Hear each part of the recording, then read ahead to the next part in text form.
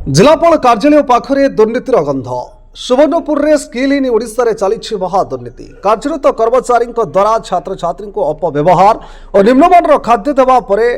छात्र छात्री उत्त्यक्त हो खाद्य वर्जन कर बसी पड़ते। सुवर्णपुर जिलापाल डॉक्टर नृपराज साहू राति 10टार उक्त अनुष्ठान में पहुंच छात्र छात्री को बुझाइबा सहित उक्त संस्थार अधिकारी को तागिद करते। कार्यकलाप एनसीएसएम दक्षता विकास कार्यक्रम यह संस्था द्वारा परिचालित होउची। उक्त संस्था भड़ा गृह में आसुथिबा बेले छात्र छात्री खाइबा मध्य अन्य एक संस्था को ठिका आकार देइथिबा जणा पड़िछि, जहाद्वारा निम्नमान खाद्य व्यवस्था चली। सुवर्णपुर जिले में सरकार स्किल डेवलपमेंट संस्था जिलापाल एक उन्नतमान कार्यालय झुलुची ताला। मात्र सरकारी संस्था और जिला प्रशासन अज्ञात आउ एक बेसरकारी संस्था को ठिकारे बेकारी युवक युवती को दक्षता विकास तालीम दे प्रहसन कर संस्थार परिचालना गत त्रुटि और बेखातिर मनोभाव जो शिक्षा निवास मैंने भोगुंट दुरावस्था। केवल खाद्यप्रेय निम्नमान नुहे समग्र व्यवस्था अत्यंत निम्नमान सह सरकारी मानदंड ठीक नथिबा कही सभासेवी श्री गोविंद महारणा प्रतिक्रिया रखिछन्ति। श्री महारणा आहुरी प्रतिक्रिया प्रकाश करिछन्ति जे राज्य और केंद्र सरकार निज दायित्व पालन न करी समग्र सेवा क्षेत्र को ठिका संस्था द्वारा परिचालना करबा जोगु ए दुरावस्था उपजिछि। ए ट्रेनिंग सेंटर एक नमूना मात्र। सुवर्णपुर रामहरि सेठी को रिपोर्ट, कोणार्क न्यूज 24। और काली रातिर घटना आमे कार्यक्रम थी जिलापाल पाखु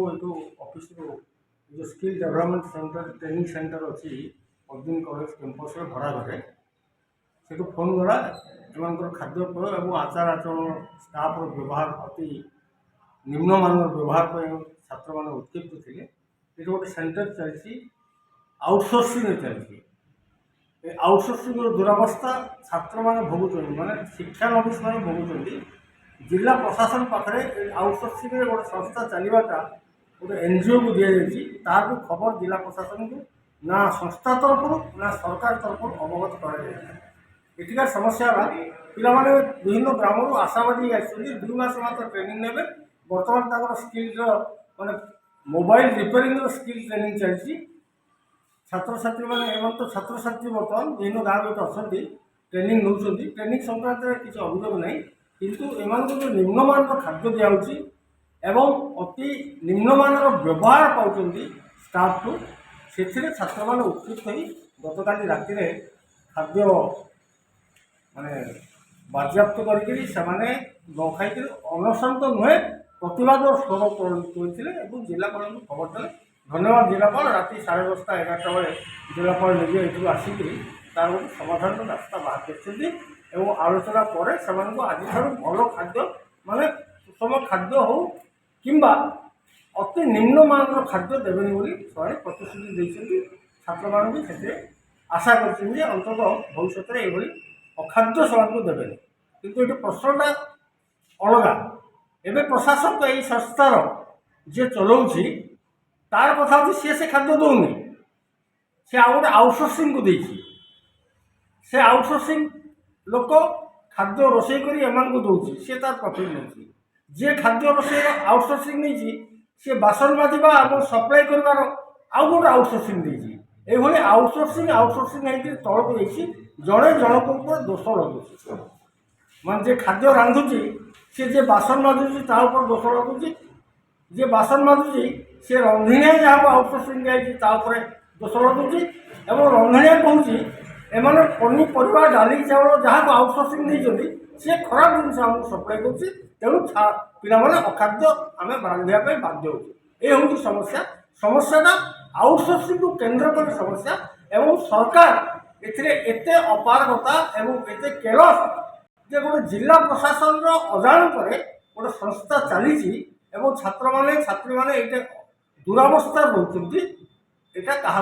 प्रशासन क्षेत्र में ज्ञात सारे ना यहाँ गोटे अपारग सरकार कार्यशैली कार्य पद्धति मुझे निंदा करुँची सागे सागे सरकार को चेतावनी दूसरी जिते सब आउटसोर्सिंग कर माने झिंटिका मारी बणी पोषा नीति रे सब आउटसोर्सिंग संस्थार यही दुरावस्था। तेणु आम आशा रखु एठिकार प्रशासन training centre skill development training centre प्रशासन छात्र छात्री मान ट्रेनिंग नौ जत्न करेंगे एवं मर्यादार सहित ট্রেনিং পিরিয়ড পাস হব খাদ্য পেয় পরিবেশ পরিপাটি সুস্থ এবং ନିର୍ମଳ ରଖିବେ। अश्विनी कुमार राउत मुझे जगह प्रोजेक्ट हैंडल करसे पिलांकर जेनटा भी कंप्लेन अच्छे विदिन 24 आवर भीतर मासे ହେଲା କହୁଛନ୍ ପଙ୍ଖା ଲଗାଲା ଆପଣ ପଙ୍ଖା କରି ନେଇ ଲଗାବା ମାନେ ଏବେ ट्रांसफर करछन किंतु आपण काली भी आसी चेक करिबार ଆପଣଙ୍କର ଷ୍ଟାଫ ମିସବିହେଭ୍ କରୁଛନ୍ ପିଲାମାନଙ୍କୁ सेटा मुझे एबे सॉर्ट आउट कर देउछ कि काना हिजे काना नै और 24 आवर भीतर एटा सॉर्ट आउट हेजिबा हला ଯେ ସର୍ଟ ଆଉଟ୍ ନାଇଁ ହେଲା ସିସି କ୍ୟାମେରା ରେକର୍ଡ फुटेज हेबा आउथरे भी आपन को इनविटेशन रहला आपण आसी कि पिलांको आपण बाइट नै पारबे मेनू हिसाब खाबर का କରି ନେଇ ଦେବା ଯେନ୍ତା ସେ मेनू मेनू हिसाब का खाबर 24 आवर भीतर नहीं नहीं मेनू हिसाब खाबर का କରି ନେଇ ଦେବା केन दिन काना जदी चेंज हेति वाले हेतिबा नाले मेनू हिसाब ନା ଆପଣ ଜଣେ ଅଧିକାରୀ ଜିଲ୍ଲାପାଳ ଆସିକିରି ଆପଣ ଅଧା ଘଣ୍ଟା ଡାକଲେ ନ ଆପଣଙ୍କୁ ଟାଟି ପିଟା ଯାଉଛେ ଯେ ଯାଇକିରି ତେବେ ଯିକି ଆସୁଛନ୍ ଦୋଲକେ सर एक्चुअली मुझे प्रोब्लेम होती आपको तो सेयार कली ना से जिनसा आ बाकी जन रहा पिलांकर खाइबार सुविधाटा होगा इहादे मैंने खाई दौन